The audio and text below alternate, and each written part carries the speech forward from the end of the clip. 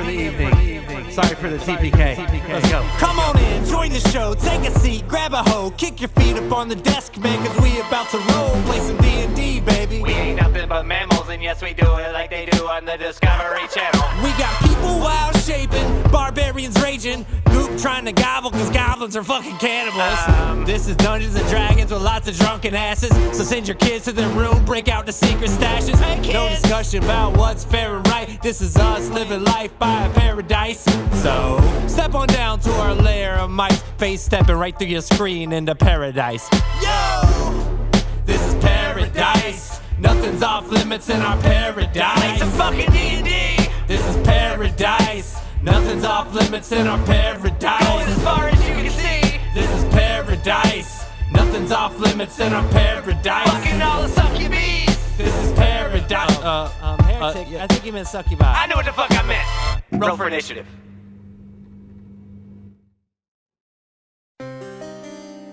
Last time on Pairodice.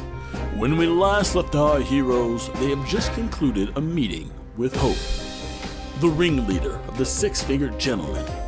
After this intense interrogation, the party agreed to work with Hope to take down Charity by making Adavei a double agent.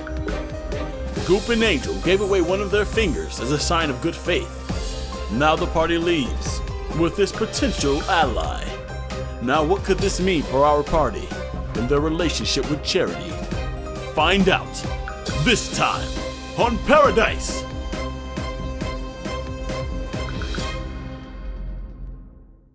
So after walking through the town for quite some time, it's a pretty hefty walk.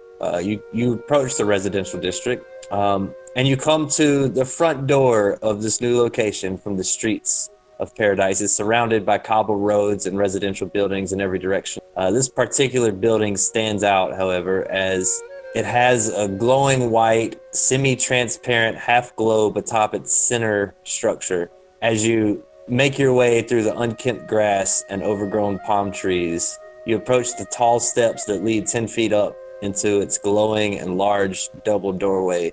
The structure seems to be made out of smooth metal and stone. It has a shiny yellowish glow and reflection about it. So as you enter the lobby of your newly found guild hall, you immediately notice the height of the structure. You look up to see a staircase circling the circumference. That's something to say. Circling the circumference of this room, leading up to the ceiling almost 60 feet. There's a large mosaic of a demonic beast painted with black, reds, and yellows on the ceiling. It's depicting him destroying an army of devils and shadows. Anybody that is proficient in religion, make a religion check. So Gustaf, you can faintly recognize this demonic beast as a god. You're not sure exactly which one, but it does faintly resemble some sort of god.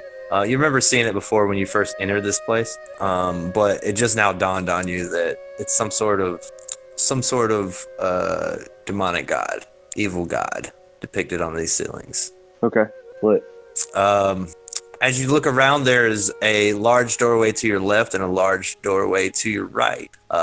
As soon as you walk through the door, you're approached by, some of you would know her. She's a very familiar figure to some of you. She approaches. She says she's a female drow with a scar on her eye. And she's wearing a maid outfit at the moment. She has a purple and black corset, leather arm sleeves to her elbow, knee-high black leather boots with emblems of a purple spider at the kneecap. And she says, "Master, I see you have guests." Master? As she looks at Gustaf. Yes, these are my friends. Will they be staying for dinner? They'll be staying for dinner for as long as they wish. Okay, sweetie pie. She kind of winks, and she looks over her shoulder. She says, "We got guests." And you see this turtle come out from the left hallway as he walks kind of slowly into the room. And he says, "Oh, looks like I'm cooking dinner for a lot of people today. I hope you got time to wait." Rom immediately runs over and tries to jump in his shell with him. As you try to jump in his shell, you notice that his shell is filled with tons of herbs. and plants, and it's sticking out of every gab. I'm going to and he has shove my face into it. Be like, cook oh my apron. gosh! And he kind of grabs you. Get off of my! We gotta eat that. We gotta eat that for dinner. Stay off of my herbs, Master Gustaf. Can you? Uh, I'm gonna like Rum. skitter around them like a spider. Be like, leave him alone. oh, I'll okay. kick you out on your ass. Oh, okay. Does he have a spice Thank rack you. on his back? That's cool. Yeah. As he slowly starts to make his way back to the kitchen through the left corridor in this room, another figure enters. She's an old human female. She's looks to have dyed her hair purple, but you can still see the gray at her roots. She's dressed very professional with pearl bracelets and a frilly collar on her shirt that clings tight to her loose skin neck. She seems to always have seeing lenses stuffed in her collar, and she'll pull them out to look at the group. In her left hand is a very well-polished but still jagged walking stick that helps her support her upper body in an overly hunched posture. My dearie, Master, can I see you for a moment? Yes. Stuff goes up to her. Well, I'm gonna have Ginger make some beds for your friends here. Is there anything else I need to No. prepare? Nope, that will be all Would you like for now. Would you like me to give them the tour? I suppose you can show them around. Okay, thanks, dearie. Okay, guys, I'll show you around if you don't mind following an old lady. We can do that. Let's do it. Man, Gustaf has really come up in this last month. Gustaf, are you gonna walk with them, or do you have other things that you would like to? I would like to have a conversation with Gustaf in private, if that is okay. Gustaf will say that it's fine, and he'll say, "Come with me." He'll go off to try and find Elro. All right. As you head through the right halls, Mari, as she says, "Oh, my name is Mari. I'll show you around real quick. We'll just head over here." She starts to head to the left corridor. As you guys follow, you see the halls on the left are decorated with large black and white area rug spanning like nearly 50 feet on the floor. There's statues of Dugar spaced neatly beside each of the 5 doors on either hall. And if anybody that doesn't play D&D don't know what Dugar is, they're pretty much like dark, not gnomes. Yeah, gnomes. Yeah, they are gnomes. Yeah, duh. The doors beside these statues each seem to lead to small guest bedrooms. So there's 5 guest bedrooms on the side. As she continues on into the tavern, and she doesn't say much, walking through these halls, you approach a fresh construction of a tavern. Half of it seems to be existing structure. And you see this black furred tabaxi man wearing a cloak of the same color as his fur, working away, laying stone to fill the final wall from the expansion of this room into the building's center courtyard. So you can kind of see the courtyard from here. There's a wooden staircase that leads upstairs, and there seems to be a bar constructed and some drinks ready to serve. Dearies, would you like a few drinks before we continue on with our tour? Yes, Master, please. Master Gustaf has funded this tavern to be built in here. Hopefully it'll be done soon. But until then, we can drink and enjoy the breeze. I'm sure it'll go away once the walls are built. I would like a drink after the morning I had. As she walks behind the bar, gingerly begins to prepare drinks. She pulls. Make it a big one for me. I'm afraid we only have one size right now, young man. Oh, young. I am an adult. Thank you very little. Well, compared to me, anyways. Anywho's, okay. Here's your drinks. I'll just sit right here. Let me know when you're ready. I'm just hanging out. I'm gonna go sit in her lap. Please leave the poor woman alone. I'm not sure Master Gustaf would approve me. Do you have a bottle? I want to hear your stories. I'm not sure this is Master Gustaf might not be okay with this, and I'm not sure like this is. You're free to slap him off of you. Oh well, I don't want to hurt his friends. Okay. I just want to hear your stories. I was sitting like right next to her. Well, back in my day, we used to have to walk 5 miles to get a bucket of water. Oh my God! Oh no! It was. Angel is downing her drink. She's very tired. Would you like to hear any more? I've got plenty of stories. Yes, tell me all of them. And the hard cut over to Gustaf and Guy. If I'm to be honest, y'all are the funniest bunch of people I've ever seen. Like strange creatures. Never seen such a weird group. You've never seen a goblin before? I've seen goblins, but I've never seen goblins consorting with drows and whatever these other people are. Is that a tiefling? Kind of tail, missing the tail. Man. She's very sensitive about that. You know, it may be old age and not whatnot, but I hear the world's going to end soon. Yeah. We're going to be the people to stop that. Yeah. Hey, Goop, come here for a moment. Yes. Goop uses shape water to make my beer a little colder. Yes. As she walked closer. I need you to be careful out there. Why do you say that? Well, a young lady like yourself shouldn't be doing these dangerous things. I mean, if you want to live to be an old age like me, you should just be careful. Maybe I should come with you and protect you. I wouldn't recommend it. We get in a lot of trouble. What's a girl like you doing getting in all this trouble? You know what? I don't know. I feel like sometimes I just sort of walk into trouble. Not really meaning to. Oh, very well then. Are you a fighter? Oh, I used to be in my day. Can't fight much anymore with this back problem I have. And she cracks her back a little bit. Oh, that sound like it felt good. Oh, it felt so good. I think I need to lay down now. Can y'all see yourself around? My back's killing me. I guess so, yeah. All right. You take yourself a break. Yeah. Goop sucks down her drink.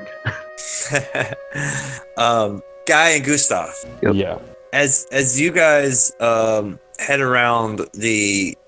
Did I really post every... Oh, there is. As you guys head around the east corridor, you'll see the 5 same statues as them. It's kind of mirrored on the side. And you head around to the 5 rooms where the rest of your servants stay.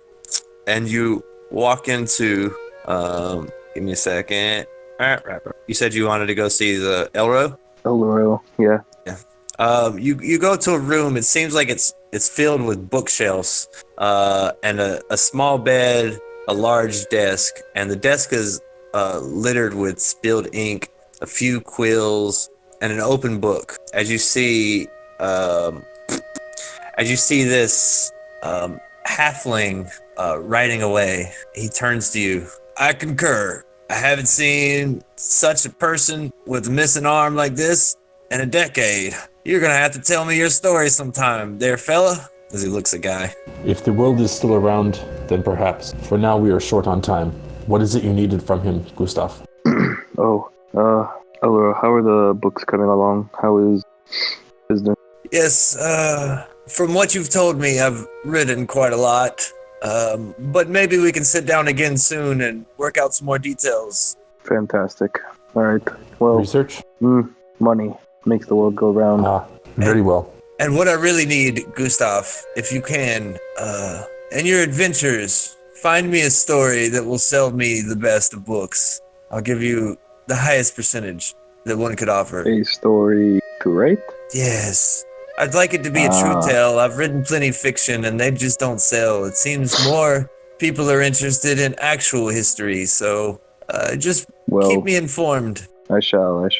And if we end up going on the hunt for these artifacts or going to this cave that I so vigorously had us researching, I mean mines, not the cave, my apologies. Yes. Then I'm sure it will make for the tale, but till that happens, keep everything in order, why don't you? Master, I did hear there was a war going on between Asmodeus and Orcus.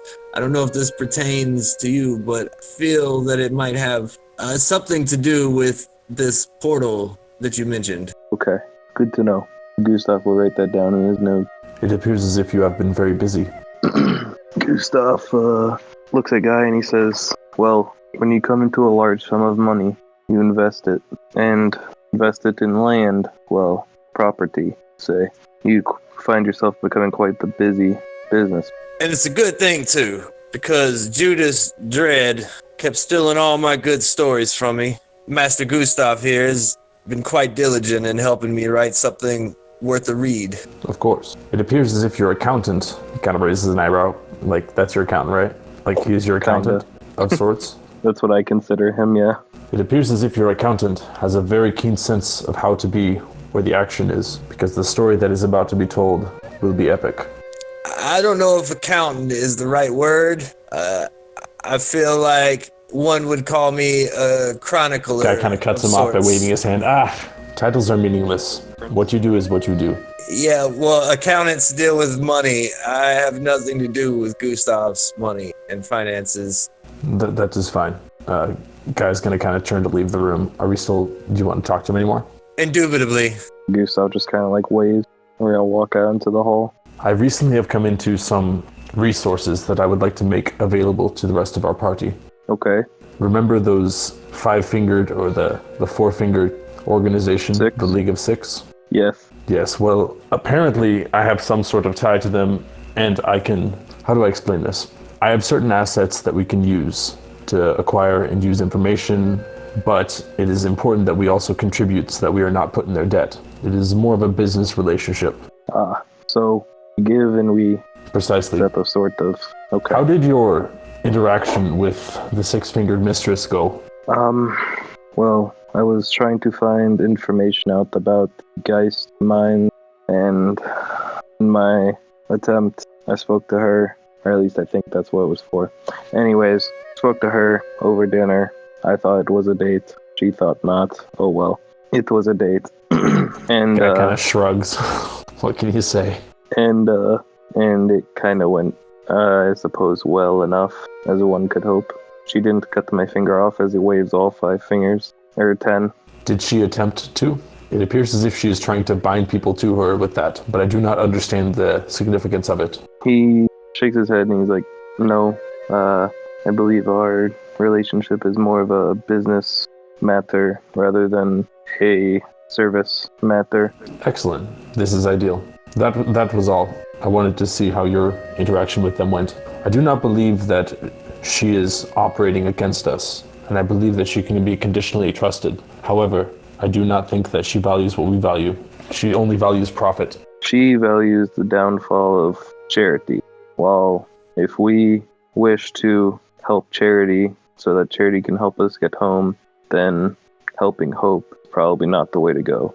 The current deal that I have with her is that once we find a way out of Pairodice, we will bring her with us. A simple deal. Simply done. That makes sense. So simply just business as usual until we find a way out, or are allowed to leave by charity. Yes. Okay. Well then, she best not get in the way of us finding these artifacts. And speaking of the artifacts, to get with the rest of the party and work on tracking down some. I have a very valuable lead, which I briefly explained to you all before when we were reconvening. We're saying this as we're walking back towards the rest of the party in the bar room or whatever, because I feel like the time frame should work out pretty right. Yeah. And so as they walk in, Gustaf is digging out the blueprint to the mine again, and he unrolls it, puts it on the table in front of everybody, and says, down here at the bottom of this mine, tapping at the bottom of the shaft, he says there's some portal. My chronicler says something about the war between Osmodeus and Orcus. I don't know the meaning of this yet, but it's from what I understand, yes, it is the portal to hell. But there's some sort of artifact, I'm sure. I know of many magical items down there. Orcus was at that big war that I fought when I died. So it is possible that but the Bane of Ragnarok is there as well, because he was there when I died as well. Oh, I fought a war when I died. Yeah. Well, that's cool. From the information I gathered, I believe the Bane of Ragnarok wishes to have this portal for some reason. So turns out, You're mostly right. The portal leads into hell, more specifically the 9th layer of hell. We suspect that followers of the Ragnarok or some group might have beaten you to it. When it comes to the knowing of its existence, it actually is crucial that we get down there first and shut it down. Who is we? Those of us in this room here today. Remember when you said we a minute ago? When you were talking about the portal and what we think? I apologize. Whatever you want to do or your actions lack thereof. But if they do end up getting to this portal, then that basically means they're letting out all the horrors that comes from the 9th layer, and it will consume this island. Sounds like we need to get there then. Agreed. Who told you about this portal, Adavei? Yeah, Adavei. Who told you about the portal? From his robes, Adavei will pull out a copper wire. Charity did. Oh, God damn it. Have you been communicating with... Okay. Have we just compromised the entire League of Six? Gustaf puts his 2 hands down the table and says, well, since we're being honest here, when Charity rescued me from my torture, she also mentioned this what caused me to research it further. So we're all working with Charity and with Hope. This is going to be interesting. Yes. At some point, we're going to have to pick a side. And so far, I'm leaning towards Hope more than Charity. I'm just going to put that on the table. I refuse to pick a side. A quick follow-up question. Adavei, did you just betray the entire Order of Six? Listen, I didn't know. Does Charity know about their location? Charity was listening the whole time. Charity was listening the whole time. You heard as you see this kinku kind of appear in the tavern. Oh shit. Oh god. Okay. Okay. Oh, hello, Sneezer. My name is Sneezer. Yeah. I love him. Nice to meet you, Sneezer. He's he's wearing like this. He's kind of a smaller kinku, but he's wearing this like purple hood and like a purple dress, sort of with a gold kind of belt and necklace that connect together with a little dagger at his side. Koopa looks over to Adavei. Is Charity listening right now? I don't know. Charity, listen right now. I feel like we need to hurry up and go to this portal.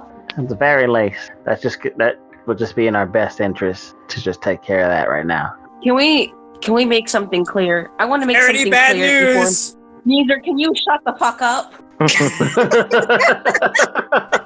Do you guys know this NPC? I do.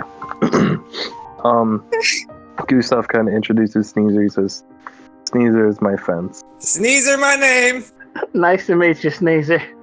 I think you kind of walked in on a bad time. As much as we want to get to know you and become your best friend ever, we're in the middle of something. Charity's listening right now. Please don't repeat that. That complicates so much, Adavei. It really does. I didn't know. I really didn't know. I fence. You find items. I sell. 25% profit. Not right now, Sneezer. Please, I love you, but God. What did you want to make clear, Angel? We are on our own team.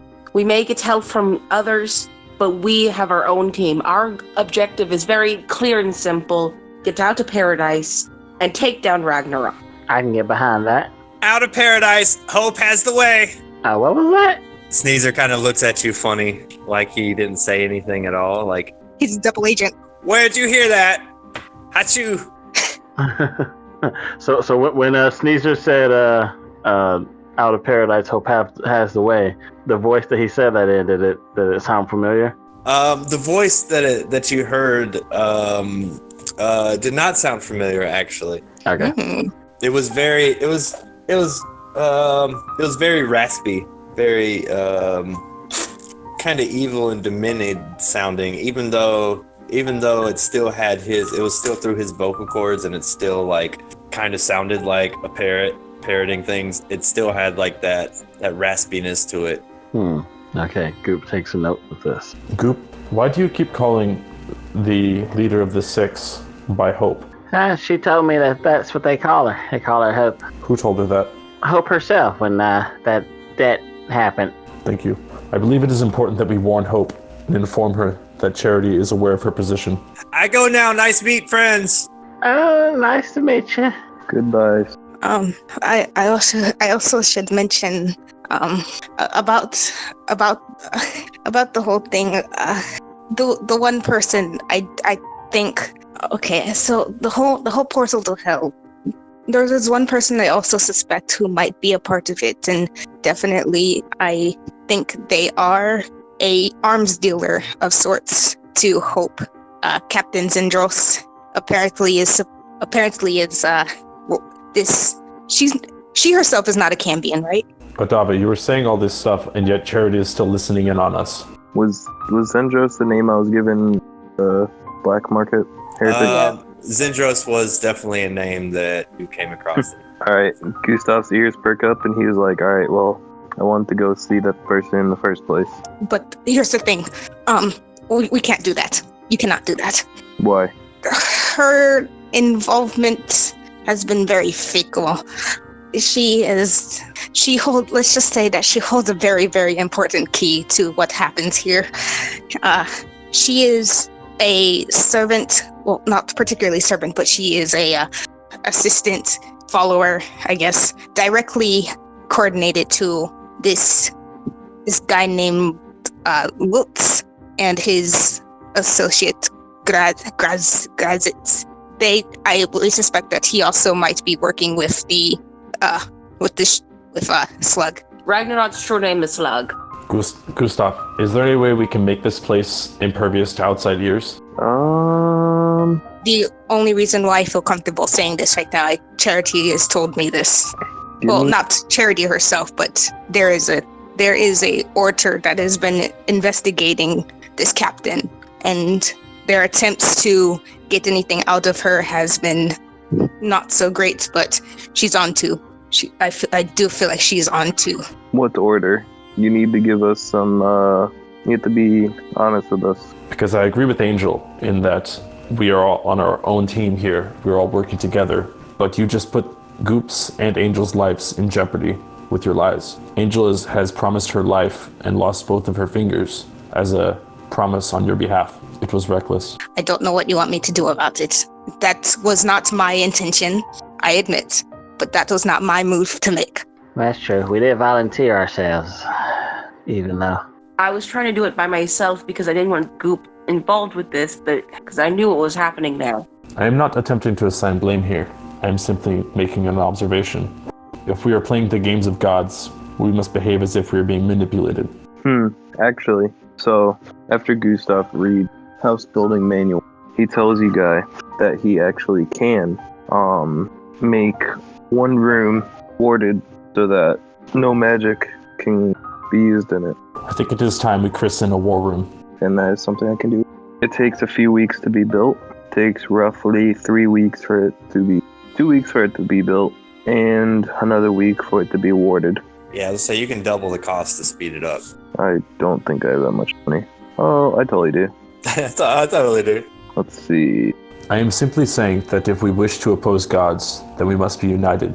For we are not gods, but we are mortals, and we value human life in a way that they cannot. We value mortal life in a way that they do not. Yeah, that's what I meant. I could not agree with you more here, Guy. I'm here mortal trying to get fucking by in this fucking mess. I do not intend to get by. I intend to get even. I feel like our top priority should still be to stop that portal from releasing all the demons of the ninth layer of hell, because that is a level of evil that none of us can really deal with. So, I do think maybe we should tell Hope that Charity knows where she is, but... Does anybody have a spell that we can right now stop ourselves from being heard? Nope. None of us are wizards. I'm afraid that while Hope's efforts, I don't even know what she's doing here, just to uptow Charity, but it's not going to help. It only seems that Charity is the only person who knows what actually is going on. She's the only person who knows how to handle it in the sense that things won't fall apart. That was never her choice to make. She simply imprisoned people here and never gave them an explanation. She does not get to control what we think or what we do. Yeah, I do agree with you there. It is not right to capture people against their will. But what I'm saying is there's a lot more bigger pressing matters than trying to figure out how to get off an island that is probably the only safe place at the moment. I agree with Adavei on that one.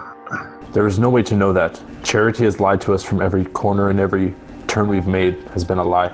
She was only doing it to focus on the bigger things. If a lot of us are snooping around, honestly, we really shouldn't be. Leave it to Charity. I feel like the bigger problem isn't what she's doing, but why. Why is she capturing people? But I kind of want to deal with this whole demon thing. I'm just keep kind of bringing that up.